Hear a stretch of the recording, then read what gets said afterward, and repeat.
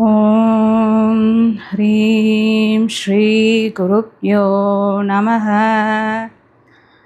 अखण्डमण्डलाकारं व्याप्तं येन चराचरं तत्पदं दर्शितं येन तस्मै श्रीगुरवे नमः। अज्ञानतिमिरान्धस्य ज्ञानाञ्जनशलाकया चक्षुरुन्मीलितं येन तस्मै श्रीगुरवे नमः। गुरुर्ब्रह्मा गुरुर्विष्णु गुरुर्देवो महेश्वरः गुरुसाक्षात् परब्रह्मा तस्मै श्रीगुरवे नमः। ज्ञानमूलं गुरुर्मूर्ति पूजामूलं गुरुर्पदं मन्त्रमूलं गुरुर्वाक्यं मोक्षमूलं गुरुर्कृपा। ஓம் சாய்ராம். என்னோட நேம் சரண்யா. நான் சென்னை, என்னோடய சொந்த ஊர் வந்து சென்னை. நான் இப்போ வந்து ஷிரடி வந்திருக்கேன். ஆவோசாய் டீம்லேருந்து பாபாவோட என்னோட பர்சனலான பாபாவோட எக்ஸ்பீரியன்ஸ் எல்லாம் ஷேர் பண்ணிக்க சொல்லி கேட்டுக்கிட்டாங்க. ஸோ அதனால் நம்ம இப்போ பேசிகிட்ருக்கோம். எனக்கு வந்து ஆக்சுவலி என்னோடய சொந்த ஊர் வந்து சேலம். எனக்கு வந்து ஃபஸ்ட்டு நான் பாபாவை எப்போ பார்த்தேன் அப்படின்னா, நான் வந்து சின்ன வயசில் இருக்கும்போது சேலமில் வந்து ஒரு ஃபஸ்ட்டு வந்த கோயில் என்ன அப்படின்னா கோரிமேடு சாய்பாபா கோயில். அது வந்து ஏற்காடு அடிவாரமில் இருக்குது. ஸோ ஒரு டைம் சம்மர் லீவில் வந்து அப்பா வந்து எங்களை வந்து ஏற்காடு அடிவாரம் கூட்டிகிட்டு போகும்போது அந்த கோயிலுக்கு கூப்பிட்டு போனாங்க. அப்போ தான் நான் ஃபஸ்ட்டு பாபாவோட சிலையை வந்து நான் பார்த்தேன். எனக்கு அது ரொம்ப வித்தியாசமாக இருந்தது. பட் என்ன ப்ரே பண்ணணும்லாம் எனக்கு தெரியாது. ஏன்னா அது ரொம்ப சின்ன வயசு. ஐ திங்க் மேபி நான் ஒரு 4th 5th அந்த மாதிரி படிச்சுட்ருப்பேன். அந்த கோயிலேருந்து நான் வெளியே வந்ததுலேருந்து நான் மறுபடியும் பாபாவை பார்க்குற வரைக்கும் எனக்கு பாபாவை பற்றி இருந்த ஒரே நினைப்பு அவரோட பாதம் மட்டும்தான். ஏன்னா அது ரொம்ப அந்த சிலை வந்து நல்லா லைக் மார்பிள் அப்படின்றனால ஒரு பலன்னு ஒரு ஒயிட் கலரில் இருந்துச்சு. ஆனால் எனக்கு அவரோட முகத்தை விட எனக்கு அவரோட பாதம் மட்டும்தான் எனக்கு வந்து ஞாபகம் இருந்தது. அதுக்கப்புறம் 2019 நான் வந்து அப்போ 12th வந்து படிச்சுட்ருந்தேன். படிச்சுட்ருக்கும்போது ஒரு நாள் எதேச்சியாக வந்து எங்கள் வீட்டில் வந்து ரெகுலராக நியூஸ் பேப்பர் வாங்குகிற பழக்கம் இருக்குது. ஸோ ஃப்ரைடே ஆனால் இந்த ஆன்மீக கதிர் வந்து வரும். ஸோ அப்படி வரப்போ ஒரு நாள் நான் எதேச்சியாக அந்த புக் திறக்கும்போது அதில் சென்டர் பேஜில் வந்து பாபாவோட ஃபோட்டோ வந்து இருந்தது. எனக்கு அதை பார்த்ததும் ரொம்ப ஒரு மாதிரி என் மனசுக்குள்ளே யார் இவர் அப்படின்ட்டு, எனக்கு அப்போல்லாம் பாபாலாம் யாருன்னு தெரியாது, யார் இவர் அப்படின்ற மாதிரி எனக்கு ஒரு தாட் இருந்தது. ஸோ அந்த புக்லேயே வந்து ஒரு தொடர்கதை மாதிரி பாபாவோட ஐ திங்க் சரித்திரம்னு நினைக்கிறேன், அதில் இருந்த ஸ்டோரிஸ் எல்லாம் இருந்துச்சு. ஸோ அந்த ஸ்டோரிஸ் வந்து எனக்கு வந்து அந்த நான் புக் தரேன் இல்லையா, அந்த டைம் இருந்த ஸ்டோரியை வந்து எனக்கு படிச்சுட்டு இருந்தேன். அது ரொம்ப இன்ட்ரெஸ்டிங்காக இருந்தது. பட் அந்த ஸ்டோரியோட எண்டில் வந்து இந்த கதை வந்து சாய்சத் சரித்திரம்லேருந்து எடுக்கப்பட்டது அப்படின்னு இருந்தது. இது வந்து நான் 12th படிக்கும்போது. ஸோ ஒரு நாள் நைட்டு நான் இந்த கதையை படித்து முடிச்சுட்டு நான் யோசிக்கிறேன், இது என்ன புக்கு, சாய்சத் சரித்திரம்னு சொல்கிறாங்களே, நம்மளுக்கு இது எங்கே கிடைக்கும்? எனக்கு தெரிஞ்ச பாபா கோயில் வந்து கோரிமேட்டில் தானே இருக்குது. நாங்கள் இருந்தது வந்து ஜங்ஷன் கிட்ட. ஸோ அது ரொம்ப தூரம். அப்பாட்ட சொன்னால் கூட்டிகிட்டு போவாங்களா என்னன்னு தெரியலையே அப்படி சொல்லிவிட்டு நான் விட்டுட்டேன். அப்புறம் அடுத்த நாள் வந்து ஈவினிங் வந்து நான் வீட்டில் வெளியே வந்து விளையாண்டுட்டு இருந்தேன். அப்போ வந்து என் பக்கத்து வீட்டில் இருக்க என்னோடய நெய்பர் வந்து என்னோடய பாட்டிக்கிட்ட, நீங்கள் புக்ஸ்லாம் படிப்பீங்க அப்படின்னா என்கிட்ட இந்த புக்கெல்லாம் இருக்குது, நான் வந்து தரேன் அப்படின்னு சொல்லி பேசிகிட்டு இருந்தாங்க. யூஸ்வலாக வந்து அவங்க புக்ஸ்லாம் ஷேர் பண்ணிப்பாங்க. ஸோ அந்த மாதிரி சொல்லிகிட்டு இருக்கும்போது எனக்கு வந்து திடீர்னு எனக்கு இந்த புக் ஞாபகம் வந்து, சரி நம்ம இவங்கக்கிட்ட கேட்போம் அந்த புக் இருக்கா அப்படின்னு சொல்லிட்டு நான் வந்து அவங்க கிட்ட கேட்டேன், ஆண்டி உங்ககிட்ட வந்து இந்த மாதிரி சாய்சத் சரித்திரம் புக் இருக்கா அப்படி சொல்லி கேட்டாங்க. இருக்கேம்மா, நீ படிக்கிறியா, நான் தரேன் அப்படின்னு சொல்லி சொன்னாங்க. சரி நான் படிக்கிறேன் அப்படின்னு சொல்லிவிட்டு அவங்க வீடு மேல் வீடு, நான் மேலே போயிட்டு அவங்கக்கிட்ட அந்த புக்கை வந்து வாங்குகிறேன். அந்த புக் வந்து இவ்வளோ பெருசு, பூஜ்ய ஸ்ரீ நரசிம்ம சுவாமிகள் எழுதின தமிழ் டிரான்ஸ்லேஷன். அந்த புக்கை வந்து கையில் வாங்கும்போது எனக்கு ஒரே ஆச்சரியம். என்ன, நம்ம நேற்று நைட்டு தான் வந்து இவர் யார், இவர் என்னன்னு சொல்லி யோசிச்சுட்டு இருந்தோம். இன்றைக்கி அவரோட ஃபுல் சரித்திரம் இருக்கிற புக்கே நம்ம கையில் கிடச்சிருச்சு அப்படி சொல்லிட்டு எனக்கு ஒரே ஆச்சரியம். அப்புறம் நான் அந்த புக்கை வாங்கிட்டு வந்து அந்த ஆண்டி வந்து எனக்கு இன்ஸ்ட்ரக்ஷன் சொல்லியிருந்தாங்க. இந்த மாதிரி நீ ஒரு தேர்ஸ்டே ஆரம்பித்து நெக்ஸ்ட்டு தேர்ஸ்டே முடிகிற மாதிரி பாராயண் பண்ணி நீ எவ்வளோ நாள் வேணாலும் எடுத்துக்கோ படிக்கிறதுக்கு அப்படி சொல்லி என்கிட்ட கொடுத்தாங்க. அந்த டைம் 12th நான் என்ன தான் வந்து பிஸியாக எக்ஸாம்ஸ்க்கெலாம் ப்ரிப்பேர் பண்ணிகிட்டு இருந்தாலுமே நான் அந்த புக்கையும் நான் படித்தேன். ஆனால் எனக்கு அப்போது எனக்கு அதெல்லாம் புரியல, நிறைய கதை புரியல. ஒரு சில கதைகள் மட்டும்தான் எனக்கு வந்து படித்து முடிச்சதுக்கப்புறம் ஞாபகம் இருந்துச்சு. அவங்க சொன்னாங்களே நம்ம 1 வீக்கில் படிக்கணுமே அப்படின்றதுக்காக நான் அவசரமாக வந்து படித்து முடித்தேன். எனக்கு அந்த புக் படித்து முடிச்சதுக்கப்புறம் எனக்கு இப்போ வந்து பாபாவை பார்க்கணும்.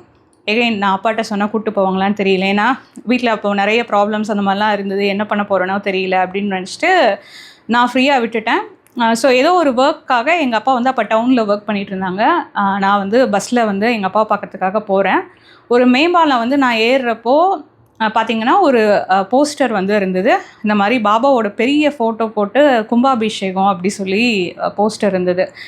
எனக்கு வந்து அதை பார்த்தது கும்பாபிஷேகமாக, நீங்கள் என்ன எங்கள் வீட்டுக்கிட்டே வர போகிறீங்க, எங்கே உங்கள் கோயில் திறக்கிறாங்கன்னு தெரியலையே அப்படி சொல்லிவிட்டு நான் நினச்சிட்டு போயிட்டேன். ஏன்னா என்னால் பஸ்ஸு போன வேகத்தில் என்னால் லொக்கேஷன்லாம் பார்க்க முடியல. கும்பாபிஷேகன்ற வார்த்தையும் அவரோட பெரிய படத்தை மட்டும்தான் நான் பார்த்தேன். அப்புறம் நான் வீட்டுக்கு போயிட்டு டவுனுக்கு போயிட்டு நான் திரும்ப வந்துட்டு அப்புறம் அது வந்து ஒரு தீபாவளி டைமு. ஸோ அதனால் கொஞ்சம் பர்ச்சேஸ் இருந்ததுனால நான் போயிட்டு வந்தேன். அப்புறம் திரும்ப வந்து ஒரு சில பொருளெல்லாம் வாங்க வேண்டியிருந்தனால என் வீட்டிலேருந்து பக்கத்து ஏரியாவுக்கு நான் போயிட்டு ஒரு கடையில் ஒரு ஃபேன்சி ஸ்டோரில் வந்து ஒரு திங்ஸ்லாம் வாங்கிட்டு அந்த கடையை விட்டு நான் வெளியே வரேன். வெளியே வந்துட்டு அந்த ரோட்டோட ஆப்போசிட்டில் பார்க்குறேன். திரும்ப அதே பேனர் வந்து அந்த இடத்துல வந்து இருந்தது, கும்பாபிஷேகம் அப்படி சொல்லி போட்டு. சரி என்ன இங்கே போட்டிருக்காங்க, நம்ம இப்போயாச்சும் போய் அட்ரஸ் எங்கே இருக்குதுன்னு சொல்லி பார்க்கலாம் அப்படின்னு சொல்லிட்டு நான் வந்துட்டு அந்த அட்ரஸ் போய் பார்த்தா நான் எந்த ரோட்டோட ஸ்டார்டிங்கில் நின்றுட்டு இருந்தேனோ அந்த ரோட்டோட எண்டில் தான் வந்து பாபா கோயில் வந்து கும்பாபிஷேகம் வந்து பண்ண இருக்கிறாங்க. இது வந்து 2009 முல்லை நகரில். எனக்கு அதை பார்த்ததும் எனக்கு வந்து ரொம்ப ஆச்சரியம். ஏன்னா என்னடா இது, நம்ம ஒரு புக்கை படிக்கணும்னு நினச்சோம், அவர் புக்கு உடனே கிடச்சிச்சு. அவரை பார்க்கணுன்னு நினச்சோம், அவரோட கோயிலும் நம்ம வீட்டு பக்கத்துலேயே வந்துச்சு. இதுக்கு மேலே போய் நான் யார்கிட்டையும் கேட்கவே இல்லை. நம்ம வந்து நம்மகிட்ட சைக்கிள் இருக்க எத்தனை தடவை வேணாலும் போய்க்கலாம் அப்படி சொல்லிட்டு அன்றைக்கி முதல் நாள் கும்பாபிஷேகம் நடந்தபோது நான் கோயிலுக்கு போனேன். நிறைய பேர் வந்திருந்தாங்க. எனக்கு அவங்களோட டிவோஷன்லாம் பார்க்கும்போது எனக்குலாம் அப்போலாம் ஒன்றுமே பாபாவை பற்றி தெரியாது. இப்படி டிவோட்டடாக இருக்காங்க, நம்ம எப்படி பாபாவை பற்றி தெரிஞ்சுக்க போகிறோம் அப்படி இப்படிலாம் நான் நினச்சிட்டு அப்போ வந்து அவ்வளோதான், எக்ஸாம்ஸ்லாம் முடிஞ்சிருச்சு. ரெகுலராக நான் போவேன், காலையில் போவேன், மதியானம் போவேன், ஈவினிங் போய் நிறைய நேரம் நான் உட்காந்துட்டே இருப்பேன் அப்போலாம். ஆனால் அப்போவும் எனக்கு பாபா பற்றிலாம் ரொம்பலாம் தெரியாது. ஆனால் எனக்கு வந்து அவரோட ப்ரெசன்ஸில் வந்து இருக்கிறது வந்து ரொம்ப பிடிக்கும். நான் வந்து இப்போ யோசித்து பார்க்கும்போது பாபா வந்து ஏன் வந்து நான் வந்து இங்கே உன் வீட்டு பக்கத்தில் வரப்போகிறேன் அப்படின்னு சொல்லிட்டு என்கிட்ட சொல்லணும் அப்படின்னு நான் நிறைய டைம் யோசிச்சிருக்கேன். அன்லெஸ் வந்து எனக்கும் அவருக்கான அந்த ரிணானுபந்தம் வந்து இல்லை அப்படின்னா நான் இங்கே வரப்போகிறேன் அப்படின்ற விஷயத்த வந்து அவர் கண்டிப்பாக என்கிட்ட சொல்லியிருக்கவே மாட்டார். எனக்கு வந்து அவர் வரப்போகிறதுக்கு முன்னாடியே அவரோட புக்கையும் என் கையில் கொடுத்து அவரை பற்றி தெரியவும் வச்சுட்டு என்னை வந்து கூப்பிட்டுக்கிட்டாரு. ஸோ இப்படி தான் வந்து என்னோடய ஜேர்னி வந்து பாபா கூட வந்து ஸ்டார்ட் ஆச்சு. இப்போ ஆல்மோஸ்ட் 16-17 இயர்ஸ் ஆயிடுச்சு. யூடியூப்லேயே இருக்கட்டும் சரி, நிறைய வெப்சைட்ஸ், பிளாக்ஸ், இது எல்லாத்துலேயுமே நிறைய பேர் நிறைய மிராக்கிள் ஸ்டோரிஸ்லாம் வந்து ஷேர் பண்ணியிருக்காங்க. அதெல்லாம் வந்து நான் கேட்டுக்கிட்டே இருப்பேன். இப்போ வரைக்கும் சொல்ல கிட்டத்தட்ட வந்து அந்த ஒரு 2-3 மந்த்ஸில் மட்டும் நான் ஒரு 1000 ஸ்டோரி 1500 ஸ்டோரியாச்சும் நான் கண்டிப்பாக வந்து நான் கேட்டிருப்பேன். அப்படி தான் வந்து நான் அந்த டைம் தான் வந்து அவோசாய் சேனலையும் நான் கண்டுபிடிச்சேன். அதில் வந்து அப்போவும் வந்து நான் நிறைய ஸ்டோரிஸ் வந்து அதுலேயுமே நான் கேட்டு நான் தெரிஞ்சுக்கிட்டேன். ஸோ இந்த மாதிரி போயிட்டு இருந்த டைமில் வந்து எனக்கு வந்து சடனாக வந்து நம்ம ஏன் ஷிரடி போகக்கூடாது, ரொம்ப வருஷம் கழிச்சு மறுபடியும் ஏன் போகக்கூடாது அப்படி சொல்லிட்டு தோணுச்சு. அப்புறம் ஆகஸ்ட் 2023 வந்து நானும் என் அம்மாவும் வந்துட்டு நான் ப்ரே பண்ணிவிட்டு பாபாட்ட என்ன சொல்லிட்டு போனேன் அப்படின்னா, பாபா நான் நெக்ஸ்ட் டைம் வரும்போது எனக்கு வந்து ஜாப் வேணும், ஜாப் இருந்தால் தான் நான் இங்கே வந்து ஸ்டே பண்ண முடியும். இப்போது என்கிட்ட வந்து அவ்வளோ இருக்கிற சேவிங்ஸ் எல்லாம் கரைஞ்சிட்டே வருது. இல்லைனா ரொம்ப டிஃபிகல்ட் ஆகிடும், நான் அவங்கள வந்து பார்க்கவே முடியாது, எனக்கு எப்படியாவது வந்து ஒரு நல்ல ஜாப் வந்து அரேஞ்ச் பண்ணி கொடுங்க அப்படி சொல்லிவிட்டு நான் வந்து ப்ரேயர் வச்சுட்டு நான் வந்தேன்.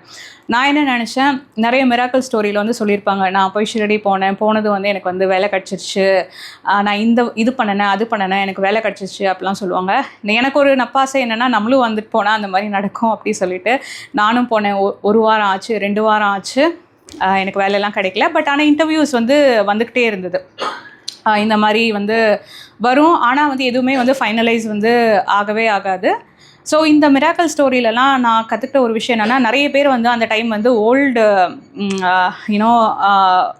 ஒரு எப்படி சொல்ல, ஒரு 20-30 வருஷத்துக்கு முன்னாடிலாம் வந்து வரவங்க பார்த்தீங்க அப்படின்னா ஷிரடிக்கு வந்து பல வாரம் மாதக்கணக்கில் வந்துட்டு ஸ்டே பண்ணிகிட்டு இருந்திருப்பாங்க.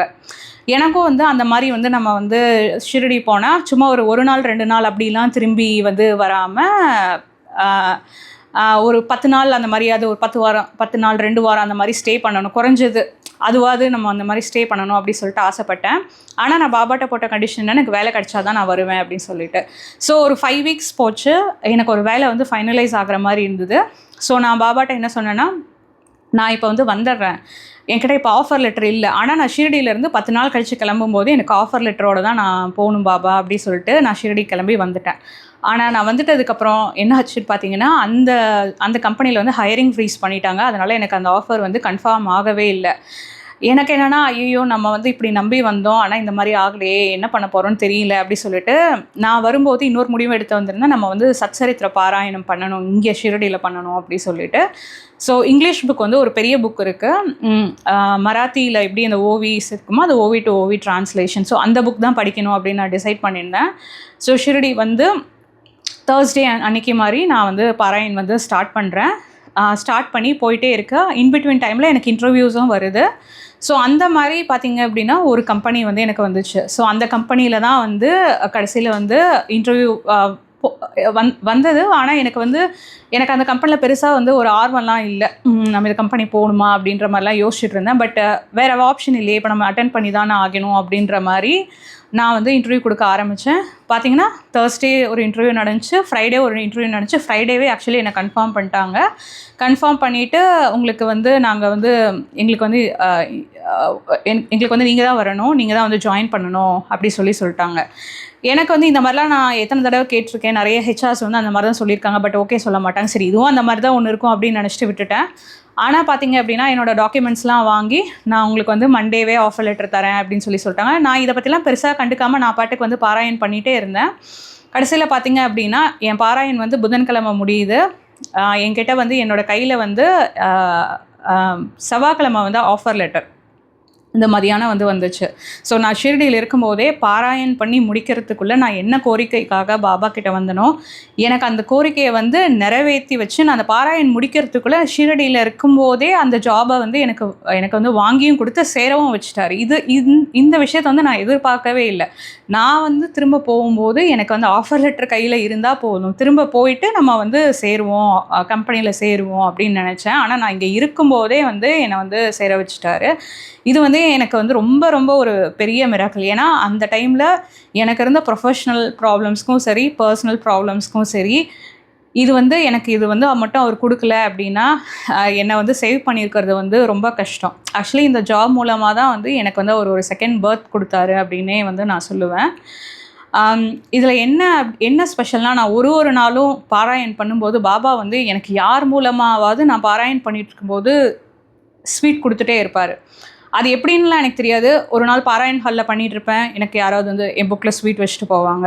ஒரு நாள் வெளியே உட்காந்து படிச்சுட்டு இருப்பேன், எனக்கு யாராவது வந்து ஸ்வீட் கொடுத்துட்டு போவாங்க. இந்த மாதிரி நடந்துகிட்டே இருக்கும். இதில் ஒரு நாள் என்ன ஆச்சு அப்படின்னா, ஒரு நாள் ஈவினிங் தூபாரதி வரைக்கும் எனக்கு ஸ்வீட் எதுவுமே கிடைக்கவே இல்லை, எதுவுமே பாபா பிரசாதம் வரவே இல்லை. சரி இன்றைக்கி எதுவும் கிடைக்காது போல், நம்ம தான் சும்மா ஏதோ கற்பனை பண்ணிகிட்ருக்கோம் போல் அப்படின்னு நினச்சிட்டு விட்டுட்டேன். ஸோ ஒரு நாள் என்னாச்சுன்னா, தூபாரதி முடிச்சுட்டு துவாரகமாயில் பிரசாதம் கொடுப்பாங்க. ஸோ நான் அடித்து பிடிச்சி வாங்கிட்டு நான் ரூமுக்கு வந்து ரீடிங் கண்டினியூ பண்ணிகிட்டே இருக்கேன். பண்ணிகிட்டு இருக்கும்போது நான் சும்மா தலையில் இப்படி கையை வச்சு புக்கு இந்த கையில் பிடிச்சிட்டு நான் படிச்சுட்ருக்கேன். அப்போ பார்த்திங்கன்னா நான் அன்றைக்கான சாப்டர் நான் படித்து முடிக்கும்போது என் தலையிலேருந்து ஏதோ விழுது. என்ன விழுது அப்படி சொல்லி பார்த்தீங்க அப்படின்னா, தூபாரதி பிரசாத் நான் வாங்கும்போது ஏதோ ஒரு 2-3 பருக்கை வந்து என்னோட முடியில் வந்து விழுந்துட்டுருக்கு போல். அது வந்து நான் படித்து முடிக்கிற வரைக்கும் வந்து என் தலையில் இருந்திருக்கு. அது எனக்கு தெரியவே இல்லை. நான் படித்து முடிக்கும்போது என் விழுது. அப்போது தான் நான் தெரிஞ்சுக்கிட்டேன், இன்றைக்கி நான் எதுவுமே இல்லைன்னு நினச்சேன், நீங்கள் இந்த மாதிரிலாம் பண்ணுவீங்களா அப்படின்ற மாதிரி. ஸோ இது வந்து ரொம்ப எனக்கு நான் சொன்னேன், எனக்கு ஒரு செகண்ட் பர்த் கொடுத்த ஒரு விஷயம். அன்னையிலேருந்து இன்றைக்கி வரைக்கும் வந்து இந்த லாஸ்ட் 2 இயர்ஸில் வந்து என் லைஃப்பில் வந்து எவ்வளோ விஷயம் வந்து அவர் ஒன்று வந்து பார்த்து பண்ணிகிட்ருக்காரு. அக்டோபரில் என்னாச்சு அப்படின்னா, எனக்கு ஒரு யோகா கிளாஸ் வந்து சத்சங் ஃபவுண்டேஷனில் வந்து இருக்கும். இயர்லி வந்து ரெசிடென்ஷியல் ப்ரோக்ராம் வந்து அங்கே வந்து நடக்கும். ஸோ எனக்கு வந்து அங்கே போய் பார்ட்டிசிபேட் பண்ணணும் அப்படி சொல்லிட்டு ரொம்ப ஆசை. ஸோ அக்டோபர் மந்தில் நான் அவங்களுக்கு ஃபோன் பண்ணி கேட்குறேன், இந்த மாதிரி எனக்கு ரெசிடென்ஷியல் ப்ரோக்ராமை பார்ட்டிசிபேட் பண்ணணும், சீட் இருக்கா அப்படி சொல்லி கேட்டேன். அவங்க சொல்லுவாங்க, இல்லைங்க ஆல்ரெடி இந்த இயர் வந்து புக்ட் அவுட்டு, ஸோ ஃபுல்லாக சோல்ட் அவுட், அதனால் கிடையாது, நீங்கள் நெக்ஸ்ட் இயர் வேணால் ஜாயின் பண்ணிக்கோங்க அப்படின்னாங்க. சரி ஓகே கிடைக்கல அப்படி சொல்லிட்டு நானும் விட்டுட்டேன். ஆனால் அக்டோபர் எண்டில் பார்த்திங்கன்னா அவங்களே எனக்கு கால் பண்ணி, ஒருத்தவங்க வந்து ஃபாரினர் வந்து வர வேண்டியது அவங்களால வர முடியல, நீங்கள் வேணால் வரீங்களா அப்படி சொல்லி கேட்டாங்க.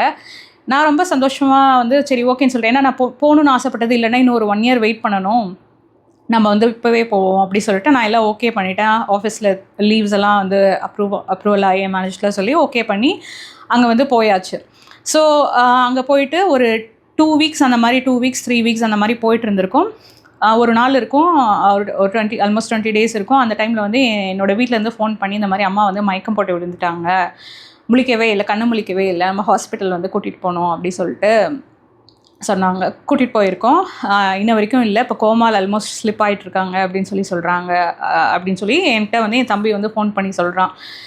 என்ன இப்படி சொல்கிற அப்படி சொல்லிட்டு எனக்கு வந்து அப்போது வந்து அந்த என்னென்ன ட்ரீட்மெண்ட்லாம் பண்ண போகிறாங்க அப்படின்னு எனக்கு ஒன்று எக்ஸ்பிளைன் பண்ணும்போது எனக்கு எப்படி இருக்குன்னா, இது வந்து என்ன இவ்வளோ காம்ப்ளிகேட்டடாக என்னென்னவோ சொல்கிறாங்க, ஒன்றுமே புரியவே இல்லையே அப்படி சொல்லிட்டு நான் வந்து திரும்ப வந்து நான் அந்த கிளாஸை வந்து டிஸ்கண்டினியூ பண்ணிவிட்டு நான் திரும்ப வந்து சேலம் வந்து போகிறேன். அப்போ வந்து அம்மா அப்பாலாம் சேலமில் தான் இருந்தாங்க.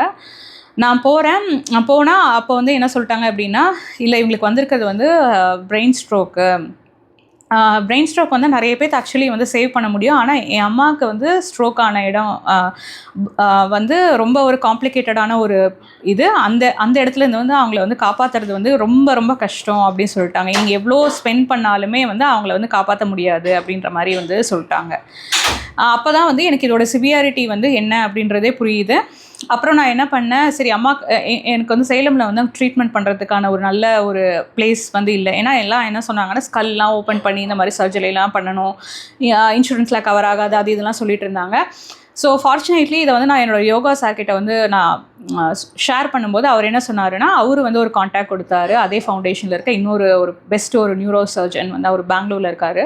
ஸோ அவரோட கான்டாக்ட் கொடுத்ததும் நான் அவர்கிட்ட பேசி இமீடியட்டாக வந்து நான் அம்மாவை வந்து சேலம் வந்து பெங்களூருக்கு ஷிஃப்ட் பண்ணேன். ஸோ அவர் என்ன சொன்னார்னா, இல்லை இப்போ நிறைய அட்வான்ஸ்டு ட்ரீட்மெண்ட்லாம் இருக்குது, மேபி உங்கள் அம்மாவை சேவ் பண்ண முடியாமலும் போகலாம், பட் ஆனால் நம்மளோட பெஸ்ட் என்னவோ அதை நம்ம ட்ரை பண்ணணும், நீங்கள் அவங்கள கூட்டிகிட்டு வாங்க, அவங்களோட ஸ்கல்லெல்லாம் எதுவும் ஓப்பன் பண்ண வேணாம், நம்ம வந்து இது லைக் வாஸ்குலர் மூலமாகவே வந்து நம்ம வந்து ட்ரீட்மெண்ட் பண்ணலாம் அப்படி சொல்லிட்டு நாங்கள் வந்து பெங்களூருக்கு ஷிஃப்ட் பண்ணோம்.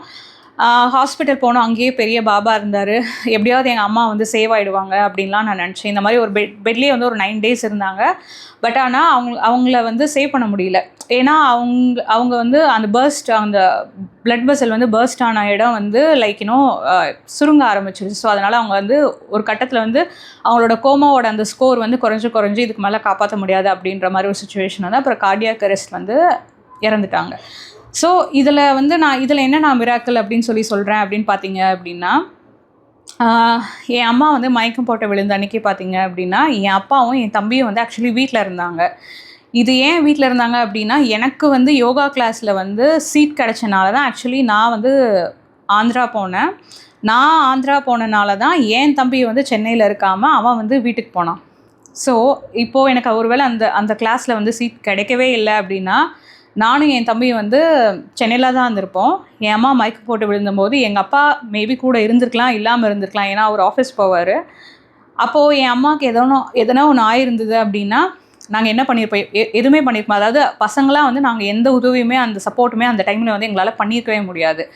இந்த விஷயத்த பாபா எங்களுக்கு எப்படி பாசிபிள் பண்ணார் அப்படின்னா, நான் சொன்ன மாதிரி எனக்கு அந்த கிளாஸில் சீட் கிடச்சனால இவங்க வந்து என் தம்பி வந்து ஊருக்கு போக இருந்தனால இந்த மாதிரி ஆச்சு. ஸோ அப்பாவும் தம்பியும் வீட்டில் இருந்தனால என் அம்மா வந்து மயக்கம் போட்டு விழுந்தபோது அவங்க 2 பேரும் வந்து எங்கள் அம்மா வந்து ஹாஸ்பிட்டலுக்கு வந்து கூட்டிகிட்டு போகிற மாதிரி ஒரு அரேஞ்ச்மெண்ட் வந்து பாபா பண்ணார். அண்ட் அதுக்கும் மேலே என்ன அப்படின்னா, நாங்கள் எந்த டாக்டர்கிட்ட எங்கள் அம்மாவை காட்டுறது அப்படின்னு இருக்கும்போது எனக்கு வந்து நான் உன்னை யோகா கிளாஸ்க்கு அனுப்பிச்சதே அதுக்கு தான், உனக்கு உங்கள் அம்மாவை ட்ரீட் பண்ணுறதுக்கான பெஸ்ட்டு டாக்டர் வந்து அங்கே தான் கிடைப்பாங்க, அதுக்கான கான்டாக்ட் அங்கே தான் கிடைக்கும் அப்படின்றத வந்து எனக்கு இந்த இன்சிடென்ட் மூலமாக வந்து புரிய வச்சார். அண்ட் மோர் ஓவர் இதெல்லாம் நடந்தபோது என்ன ஆச்சு அப்படின்னா, ஃபஸ்ட்டு டேவே நான் வந்து பாபா கிட்ட வந்து கேட்டேன், என் அம்மாவுக்கு வந்து என்ன ஆக போகுது, இதுக்கு மேலே எங்களோட ஃப்யூச்சர் வந்து எப்படிலாம் இருக்க போகுது அப்படி சொல்லி நான் கேட்கும்போது, சச்சரித்திரமில் நான் புக் வந்து ஓப்பன் பண்ணி கேட்கும்போது அவர் என்ன சொன்னாருன்னா, நானா சாஹிப் சந்தோர்கரோட ஒரு ஸ்டோரி வரும். இந்த மாதிரி வந்து அவருக்கு பண்டர்பூரில் வேலை கிடச்சி போவார். அப்போ பாபா வந்து நான் வந்து பண்டர்பூர் போகிறேன், நான் ஹெவனுக்கு போகிறேன் அந்த மாதிரி சொல்லிட்டு ஒரு பாட்டு பாடிட்டுருப்பார். ஸோ அந்த ஸ்டோரி தான் எனக்கு வந்து என் அம்மாவை பற்றி நான் கேட்கும்போது வந்தது. அப்போது எனக்கு புரியல என் அம்மாவும் ஹெவனுக்கு தான் போகிறாங்க அப்படின்றது. ஆனால் எனக்கு இந்த இன்சிடெண்ட்லாம் நடந்து முடிஞ்சபோது தான் ஓகே இது வந்து பாபாவோட அரேஞ்ச்மெண்ட் அப்படின்னு வந்து எங்களுக்கு வந்து புரிஞ்சுது. அண்டு இதை விட இன்னொரு ரொம்ப ஸ்பெஷலான ஒரு விஷயம் என்ன அப்படின்னா, என் அம்மாவுக்காக நான் வந்து ஷிரடியில் வந்து என்னோடய ஃப்ரெண்டுக்கிட்ட சொல்லி நான் ப்ரே பண்ண சொல்லும்போது, அவங்க வந்து துவாரகமாயில் ப்ரே பண்ணிகிட்டு இருக்கும்போது, அவங்களுக்கு தெரிஞ்ச ஒருத்தவங்க வந்து ஒரு கிளாத் வந்து என் ஃப்ரெண்டுகிட்ட வந்து கொடுத்துருக்காங்க. ஸோ ப்ரே பண்ணிவிட்டு அவங்க வெளியே வந்துட்டு என்கிட்ட சொன்னாங்க, நான் இந்த மாதிரி உங்கள் அம்மாக்காக ப்ரே பண்ணிகிட்டு இருந்தேன், அப்போ எனக்கு இது கொடுத்தாங்க, இது உங்கள் அம்மாக்காக தான் அப்படின்னு நான் நினைக்கிறேன் அப்படின்ற மாதிரி சொன்னாங்க. நான் என்ன நினச்சேன், சரி ஓகே மேபி அம்மா சரியாயிடுவாங்க, அம்மாக்கிட்டேயே வந்து இதை வைக்கணும் போல் அப்படின்னு நினச்சிட்டு, சரி நீங்கள் எனக்கு கொரியர் பண்ணி விடுங்க அப்படி சொல்லி நான் சொன்னேன். அவங்க கொரியர் பண்ணி விட்டாங்க. நான் என் அம்மாவோட தலைக்கிட்டே எந்த இடத்துல வந்து ப்ராப்ளம் இருந்ததோ அந்த இடத்துலையே நான் அதை வச்சுருந்தேன். ஆனால் எங்கள் அம்மா வந்து டெத் ஆனதுக்கப்புறம் தான் எனக்கு எப்படி இந்த சச்சரித்திரமில் கிடைச்ச ஆன்சர் எனக்கு புரிஞ்சிச்சோ, அதே மாதிரி இந்த கிளாத் வந்து ஏன் வந்தது அப்படின்னு சொல்லிட்டு. ஸோ இப்போது நம்ம ஊரில் வந்து இறந்துட்டாங்க அப்படின்னா வந்து இந்த கோடி துணி அப்படின்னு போடுற ஒரு வழக்கம் வந்து இருக்குது. ஸோ அந்த ரிச்சுவல் வந்து எல்லோரும் என்னோடய ரிலேட்டிவ்ஸ் எல்லாருமே அம்மாவுக்கு வந்து பண்ணி முடித்ததுக்கப்புறம் பாபா அம்மாக்காக அனுப்பிச்சி விட்ட துணியை வந்து நான் கடைசியாக வந்து என் அம்மா மேலே வந்து நான் போட்டு அனுப்பினேன். ஸோ இதில் என்ன அப்படின்னு பார்த்தீங்கன்னா, என் அம்மா வந்து ஒரு தடவையும் சச்சரித்திரம் படித்ததே கிடையாது. ஆனால் கோயிலுக்கெலாம் தவறாமல் போவாங்க, அதுக்குன்னு வியாழக்கிழமை ஆனால் போவாங்க அப்படின்னும் கிடையாது. நினச்ச போதெல்லாம் போவாங்க. ஆனால் என் அம்மா கிட்ட அவங்களோட பக்தி வந்து பார்த்திங்கன்னா ரொம்ப ரொம்ப தூய்மையாக இருக்கும், ரொம்ப இன்னசென்ட்டாக இருக்கும். நான் கூட அந்த மாதிரி இருக்க மாட்டேன். ஆனால் பாபா கிட்ட வந்து அப்படி இருக்கும். அவ்வளோ ஆசையாக போயிட்டு ப்ரே பண்ணுவாங்க, அவ்வளோ ஆசையாக போய் ஒரு விஷயம் கேட்பாங்க. இந்த மாதிரி ஒரு பர்சனுக்கு பாபா வந்து இவ்வளோ விஷயம் பண்ணியிருக்காரு அப்படின்னு எனக்கு இந்நாள் வரைக்கும் நினைக்கும்போது, அதுக்கெல்லாம் நான் எந்த அளவுக்குமே அவருக்கு நன்றியே வந்து சொல்ல முடியாது. அதை நான் ரீபே பண்ணவே வந்து முடியாது. இந்த டெத் நடந்து இப்போ 1 year ஆயிடுச்சு. 2025 டிசம்பர் என்னோடய பர்த்டே. நான் மறுபடியும் ஷிரடி வரேன். என் அம்மாவுக்கு வந்து ஃபஸ்ட்டு திதி வந்து 16th டிசம்பர் வந்து பிளான் பண்ணியிருந்தோம். நான் வந்து கடைசி நாள் கிளம்பும்போது என்னோடய ஃப்ரெண்டு வந்து பாபா போட்டிருந்த ஒரு மாலை, மத்தியான ஆரத்தி அப்போ போட்டிருந்த ஒரு மாலை வந்து பூ மாலையை வந்து கொஞ்சம் வந்து என்கிட்ட வந்து கொடுத்தாங்க. என் தலையில் வச்சுக்க சொல்லி ஆக்சுவலி கொடுத்தாங்க. நான் என்ன நினச்சேன், சரி நம்ம ஊருக்கு தானே போகிறோம், நம்ம ஏன் போய் அதை வச்சுட்டு ஊரில் போயிட்டு நம்ம வந்து வச்சுக்கலாம் அப்படி சொல்லிட்டு நான் எடுத்துகிட்டு போயிட்டேன். என் பேக்கில் தான் இருந்துச்சு, மறந்துட்டேன். சனிக்கிழமை போனேன். சண்டே எடுத்து காலையில் நான் பார்க்குறேன், ஐயோ நம்ம இதை மறந்துட்டோமே, என்ன பண்ணுறது அப்படி சொல்லிவிட்டு நான் அப்புறம் யோசித்து பார்த்தேன், சரி இதை நம்ம ஏன் வச்சுட்டு, அம்மாவுக்கு தான் பூஜை இருக்குல்ல, செவ்வாய்க்கிழமை வந்து நம்ம வச்சிடலாம் அப்படின்னு சொல்லிட்டு எடுத்து ஃப்ரிட்ஜில் வச்சுட்டேன். ஆனால் எனக்கு வந்து அந்த பூ வந்து ஃப்ரெஷ்ஷாக இருக்குமா இருக்காதான்னு தெரியல, இன்னும் 2-3 நாள் இருக்குது அப்படின்னு நினச்சிட்டு வச்சுட்டேன். ஆனால் அன்றைக்கி வந்து திதி அன்றைக்கி அந்த பூஜையெல்லாம் ஆரம்பிக்கும் போது நான் அந்த பூவை எடுத்து கொடுக்குறேன். அந்த பூ பார்த்திங்கன்னா என் அம்மாவோட ஃபோட்டோ சைஸ்க்கு பர்ஃபெக்டாக இருந்தது. ப்ளஸ் அந்த பூவும் வந்து அவ்வளோ ஃப்ரெஷ்ஷாக இருந்தது. எனக்கு அது அன்றைக்கி அந்த நாள் வந்து எனக்கு என்ன புரிஞ்சிச்சுன்னா, அந்த பூவுமே எனக்கானது இல்லை, என் அம்மாவுக்கு இப்படி ஒன்று நடக்க போகுது அப்படின்றத தெரிஞ்சு அப்பையும் வந்து பாபா வந்து இந்த ஒரு விஷயம் பண்ணியிருக்காரு அப்படின்னு தான் வந்து எனக்கு இருந்தது. என்னென்னா இப்போ இந்த லாஸ்ட் 2024 என் அம்மா இறந்தப்போ இருக்கட்டும், அதுக்கான அவர் பண்ண அரேஞ்ச்மெண்ட்ஸு, எங்கள் அம்மாவோட திதிக்காக பண்ண அரேஞ்ச்மெண்ட்ஸ், இது எல்லாத்தையும் பார்க்கும்போது நான் நினைப்பேன், அதாவது இதெல்லாம் நான் கேட்கவே இல்லை, கேட்காமலே அவர் எனக்கு பண்ண விஷயங்கள். நான் எப்போவுமே வந்து ஒரு விஷயம் நினைப்பேன், நீங்கள் எனக்கு நிறைய டைம் அவர்கிட்ட வச்சுருக்க கம்ப்ளைண்ட் என்னென்னா, நான் வந்து நிறைய விஷயம் கேட்குறேன், நீங்கள் நான் கேட்குறதெல்லாம் கொடுக்கவே மாட்டேங்கிறீங்க, கேட்காதது எவ்வளோ தரீங்க அப்படின்பேன். ஆனால் நான் இந்நாள் வரைக்கும் சொல்லுவேன், நான் கேட்காம அவர் எனக்கு என்னெல்லாம் கொடுத்தாரோ அது எல்லாமே வந்து என்னால் நினச்சி கூட பார்க்க முடியாத விஷயங்கள், அவ்வளோ பெஸ்ட்டு. நான் கேட்டிருந்தா கூட இவ்வளோ பெஸ்ட்டாக எனக்காக கேட்டிருப்பேனா அப்படின்லாம் எனக்கு தெரியாது. ஆனால் பாபா பண்ண விஷயமும் அப்படி தான். ஈவன் எனக்கு வேலை கிடைச்சும் போதும் கூட நான் இப்போ ஒரு ஜூனியர் ரோலில் இருந்தேன், என்ன ஒரு சீனியர் லீடு அந்த மாதிரி பொசிஷன் தான் கேட்டேன். ஆனால் அவர் எனக்கு கொடுத்த வேலை வந்து பார்த்திங்கன்னா ஒரு மேனேஜர் ரோல் மாதிரி கொடுத்தாரு. சேலரியும் நான் என்ன கேட்டனோ அதே கொடுத்தாரு. அப்போது எனக்கு வந்து ஒரு ஒர்க் ஃப்ரம் ஹோம் கொடுத்தாரு. நான் கேட்டேன், நான் இருக்க சூழ்நிலைக்கு ஆஃபீஸ் போனால் தானே பெர்ஃபெக்டாக இருக்கும், நீங்கள் ஏன் எனக்கு ஒர்க் ஃப்ரம் ஹோம் கொடுத்துருக்கீங்கன்னு சொல்லிட்டு அதுக்கும் வந்து நான் அவரை திட்டினேன். ஆனால் இப்போ 2 வருஷம் கழித்து நான் பார்க்கும்போது என் அம்மா இருந்ததுக்கப்புறம் நிறைய ரெஸ்பான்சிபிலிட்டிஸ் வந்து எனக்கு வந்து வந்துட்டதுக்கப்புறம் நான் யோசித்து பார்க்கும்போது, ஓகே இப்போ எனக்கு புரியுது ஏன் நீங்கள் வந்து எனக்கு வந்து ஒர்க் ஃப்ரம் ஹோம் வேலை வந்து கொடுத்துருக்கீங்க அப்படின்னு சொல்லிட்டு அப்படின்ட்டு எனக்கு இப்போ நான் நினச்சி இப்போ நான் அவருக்கு நன்றி சொல்கிறேன். அதனால் என்ன சொல்ல வரேன் அப்படின்னா, நிறைய விஷயம் வந்து அவர் கொடுக்கும்போது பண்ணும்போது வந்து நம்மளுக்கு வந்து ஏன் இது பண்ணுறாரு, எதுக்காக இதை பண்ணுறாரு அப்படின்லாம் தெரியாது. ஆனால் அதுக்கான டைம் வரும், அதை புரிஞ்சுக்கிறதுக்கான ஒரு டைம் வரும்.